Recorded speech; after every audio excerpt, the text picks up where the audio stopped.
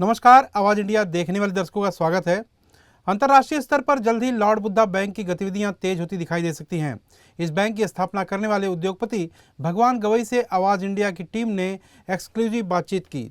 आवाज इंडिया से हुई इस बातचीत में उद्योगपति भगवान गवई ने लॉर्ड बुद्धा बैंक की कई बारीकियों के बारे में जानकारी दी। आइए सुनते हैं आवाज इंडिया पर क्या कुछ कह रहे हैं समाज, साथ ही अपने dream project Lord Buddha bank को लेकर उद्योगपति भगवान गवई। आवाज़ इंडिया पर आज हम आपको एक ऐसी शख्सियत से मिलाने जा रहे हैं जो काफ़ी मशहूर हैं, लेकिन कभी भी अपने आप को चर्चा में नहीं लाना चाहते। गरीबी से उभरे हुए हैं और आज दुनिया में उनका एक नाम गूंजता है। और हमारे साथ मौजूद हैं भगवान गवई साहब, जो उद्योगपति के रूप में जाने जाते हैं। महाराष्ट्र के सिंदखेड़ से आते हैं। गवई साहब, आपके बचपन से लेके बड़े होने की कहानी तो सब जानते हैं, लेकिन इस समय एक जो बहुत चर्चा का विषय बना है बुद्धा फाइनेंस बैंक को जो लेकर आप आ रहे हैं, क्या उसका कॉन्सेप्ट है? आज जो जयसवार विकास महासंघ के कार्यक्रम में भी उसका एक कॉन्सेप्ट आपने लोगों को बताया। कॉन्सेप्ट ये है कि हमारा जो बहुजन समाज है वो वंचित है फाइनेंशियली, तो उनका फाइनेंशियली एम्पावरमेंट कैसा हो, उसके लिए हम इसके ऊपर काम कर रहे हैं। जो मेरा जो 40 साल का जो अनुभव है बैंकिंग, फाइनेंस, बिजनेस का, तो वो हमारे समाज को देना है। जो बैंकिंग में मैंने फॉरेन बैंक से, इंडियन बैंक से अच्छा काम किया है, तो मुझे बैंकिंग की कुछ स्ट्रक्चर्स मालूम है जो हमारे समाज को मालूम नहीं है। तो हम ये जो NBFC अभी हम लोग ने ऑलरेडी कंपनी फॉर्म की है, Lord Buddha investment and finance limited. उस कंपनी को हम NBFC में कन्वर्ट कर रहे हैं स्टेज 1। वो ये अप्रैल टू जून तक ये हो जाएगा। उसके बाद फिर हम लोग NBFC 3 साल अच्छा चलाने के बाद फिर हम लोग IPO में जाएंगे। IPO में क्यों जाएंगे? क्योंकि हमें प्राइवेट बैंकिंग के लिए मिनिमम ट्रैक रिकॉर्ड भी चाहिए और मिनिमम 500 करोड़ का टर्नओवर चाहिए। तो IPO के माध्यम से हमें वो पैसा मिल जाएगा। फिर हम लोग प्राइवेट बैंकिंग के लिए अप्लाई करेंगे। प्राइवेट बैंकिंग क्यों? क्योंकि हम 90% लोग हैं, हमारी इकोनॉमी हमारे पास रहे, ये हमारा उद्देश्य है। और जो हमारे जो बहुजन समाज के जो टैलेंटेड बिजनेसमैन हैं, जो बिजनेस करना चाहते हैं, उनके लिए ये एक प्लेटफॉर्म हम क्रिएट कर रहे हैं। नॉट ओनली बिजनेस बट हम सब सर्विसेज में आएंगे और हमारा जो बहुजनों का जो इकोनॉमी है बहुजनों के पास रहे, ये कंसेप्ट है। साहब, एक सवाल था कि कॉन्सेप्ट बहुत बढ़िया है और चर्चा में भी है। आपके चाहे SC हो चाहे SC हो, बाकी पिछड़े तमाम जो दलित वर्ग के तमाम समाज हैं, इस बारे में धीरे धीरे जान भी रहे हैं। ये जो पूरा कॉन्सेप्ट है नेशनली रहेगा कि इंटरनेशनल लेवल पे भी इसको आगाज़ किया जाएगा? इनिशियली नेशनल लेवल में रहेगा, परंतु हम इसको इंटरनेशनल लेवल भी लेके जाएंगे। क्योंकि ये जो लॉर्ड बुद्धा का जो कंसेप्ट है, हम लोग को जो हमारी जो बुद्धिस्ट कंट्रीज़ है, जैसे कि जापान है, थाईलैंड है, सिंगापुर है। सिंगापुर तो बैंकिंग में टॉप मोस्ट है। Japan, they are open for the business. तो इसलिए हमारी जो अपॉर्चुनिटीज़ है बैंकिंग में, इंटरनेशनल लेवल में हम जब जाएंगे तो हम उनके माध्यम से अच्छे अच्छे प्रोजेक्ट्स इंडिया में ला सकते हैं। इसलिए हम जब जो हमारी जो बुद्धिस्ट कंट्रीज़ है उसको टाइप करके हमारे जो बिजनेसमैन हैं उनको आगे बढ़ावा देंगे। जाहिर सी बात है कि जब आप एक बैंक फॉर्म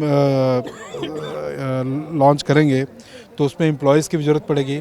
तो इसके ज़रिए कितने बड़े पैमाने पर एम्प्लॉयमेंट की उपलब्धियां निकलेंगी?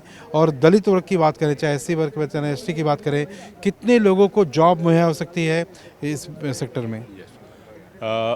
जैसे कि मैंने कहा कि हम NBFC शुरू में कर रहे हैं, तो मेजर 5 सिटी में शुरुआत कर रहे हैं। तो 5 सिटी में 5 ब्रांचेस, 5 कॉर्पोरेट ऑफिसेस होंगी। उसमें सेल्स, मार्केटिंग, ऑपरेशंस, तो हमें स्टाफ तो रहेगा ही। हमारी प्रायोरिटी हमारा समाज को ही देंगे हम, बिकॉज हमारे पास जो हमारे जो बच्चे हैं अच्छे उच्च शिक्षित है, MBAs है, फाइनेंस में कर रहे हैं, बैंकिंग कर रहे हैं, इंजीनियर्स है, अच्छे अच्छे शिक्षित लोग हैं, उनको प्रॉपर प्लेटफॉर्म नहीं है, प्रॉपर ओपनिंग नहीं मिलती है। हम उनको अच्छी तैयारी करके उनको अच्छा स्किल देकर हम हमारे इसमें शामिल करेंगे। कुछ टारगेट रखा गया है कि इतने हजार या इतने लाख लोगों को रोजगार मिलेगा? यस, हेडक्वार्टर कहाँ होगा आपके बैंक का? हेडक्वार्टर्स बॉम्बे में, हेडक्वार्टर्स हम बॉम्बे में करेंगे। ऑलरेडी आइडेंटिफाई किया है बॉम्बे में, और बाद में दिल्ली, बॉम्बे में कहाँ? बॉम्बे दिल्ली में? अंधेरी में ऑफिस है, तो उधर ऑलरेडी आइडेंटिफाई किया है, रिफर्बिशिंग चालू है। बाद में दिल्ली में एक ओबीसी समाज का जो मंगोलिया भवन है, सैनी लोगों ने जो किया है, उधर हमें 40x40 की जगह वो लोग ने ऑफ़र की है, उधर हम अपना बैंक खोलेंगे। बाद में लखनऊ है, मेरठ है, और ऐसे 4-5 सिटीज़ में हम लोग का टारगेट है। भगवान जी, आपने एक बात कही ट्रैक रिकॉर्ड की 3 साल में जो पूरा होने की, तो ट्रैक रिकॉर्ड क्या पूरी तरह से आरबीआई से कनेक्टिविटी रहती होगी? तो वो ट्रैक रिकॉर्ड अगर कहीं थोड़ा भी आगे पीछे, क्योंकि आप जितने सफल बिजनेसमैन हैं, जाहिर सी बात है कि इस पे आप बहुत बारीकी से ध्यान देंगे, तो उस ट्रैक रिकॉर्ड को पूरा करने के लिए किन बारीकियों पर ध्यान देना पड़ता है? तो ये जो आरबीआई का जो कंप्लायंस जो होता है बहुत कठिन होता है, तो हम उसके लिए हमारी टीम कंप्लायंस टीम रहेगी, वो मॉनिटर करेंगी प्रॉपरली। ये इसका कंप्लायंस मंथली रिपोर्टिंग होती है, मंथली अपडेट्स होते हैं, ये हम रेगुलर दे देंगे, और ये कंप्लायंस हम अच्छी तरह से रखेंगे, क्योंकि 3 साल में हमें एक भी नॉन कंप्लायंस इशू होने नहीं चाहिए, नहीं तो फिर आरबीआई हमारा एप्लीकेशन रिजेक्ट कर देगी। इसलिए हम ये चाहते हैं कि हमारा compliance 100% in line with the professional manner हो। एक आखिरी सवाल कि लॉर्ड बुद्धा बैंक का आगाज़ किस साल में या कितने महीने में, किस दिन होगा? कोई तारीख तय की गई है आपके जरिए? Lord Buddha investment and finance limited company तो हमने 2021 में ऑलरेडी फॉर्म की है। अभी हम ये 3 महीने के अंदर जो मिनिमम रिक्वायरमेंट जो है आरबीआई का जो नॉर्म्स है एनबीएफसी के लिए 10 करोड़ का, वो हम लोग 3-4 महीने में कंप्लीट करेंगे और एप्लीकेशन करेंगे। सो हम एक्सपेक्ट करते हैं बाय जून ये हमारी एनबीएफसी अनाउंस हो जाएगी। मतलब पहले ब्रांच की शुरुआत मुंबई शहर से हो जाएगी? ऑलरेडी ब्रांच तो इमीडिएटली शुरू, कंपनी है हमारी ऑलरेडी, ब्रांच नहीं, it will be a corporate. Professionally मतलब बैंकिंग सेक्टर जैसे काम करते हैं? तो ऑलरेडी अपना ऑफिस और दिल्ली में और मुंबई में होगा फ्रॉम डे 1। जब एनबीएफसी बनेगी उसका लॉन्चिंग होगा, प्रॉपर लॉन्चिंग, उस टाइम हम अनाउंस करेंगे कि किधर कौन सा कॉर्पोरेट ऑफिस होगा।